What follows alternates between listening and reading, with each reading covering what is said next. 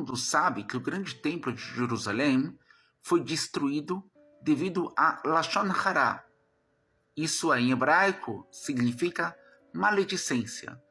A concorrência do povo, que um se achava melhor que o outro, ou mais religioso que o outro, ou que servia a Deus melhor que o outro, essa concorrência gerou difamação, e a difamação e a calúnia de um falando mal do outro foi o que enfraqueceu o povo judeu na sua unidade, e com isso os inimigos entraram, mataram milhares de pessoas e botaram fogo no grande templo de Jerusalém. Então todo mundo sabe que a maledicência é pecado.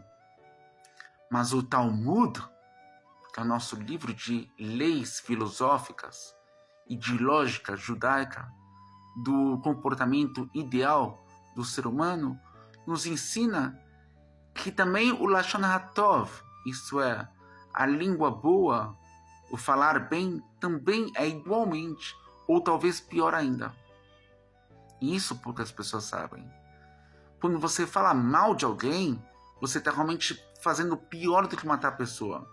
Porque você está como se fosse matando ela 1000 vezes seguidas. Porque a língua venenosa, ela se espalha. Como quando você pica um pedacinho de papel e solta ao vento. Depois você não tem como recolher todos os pedaços de papel.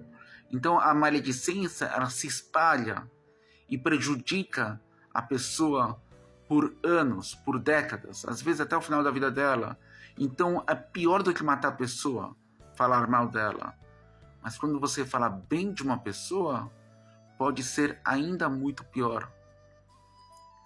Porque se de repente, por exemplo, você fala bem de um funcionário para um amigo seu, que de repente é seu colega de trabalho, só que esse seu colega de trabalho de repente tem o filho dele que também é funcionário, e ele vai ver você falando bem daquele funcionário e não do filho dele. Então esse seu falar bem gerou inveja, que é também um pecado. Ou mais ainda, quando você fala bem de uma pessoa para uma outra pessoa, a pessoa pode de repente falar, mas o que ele tem que eu não tenho? Por que ele está falando bem dele e não de mim? É por isso que um judeu religioso fala de Bíblia, fala de trabalho, mas nunca fala de pessoas. Falando mal, você está falando mal. Você está sendo pior que um assassino por estar falando mal da pessoa.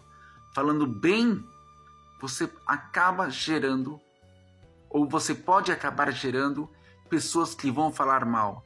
E sem dúvidas você vai gerar pessoas que vão pensar mal da pessoa que você falou e de você. Então a lei do Talmud é: não fale das pessoas. E seja muito feliz.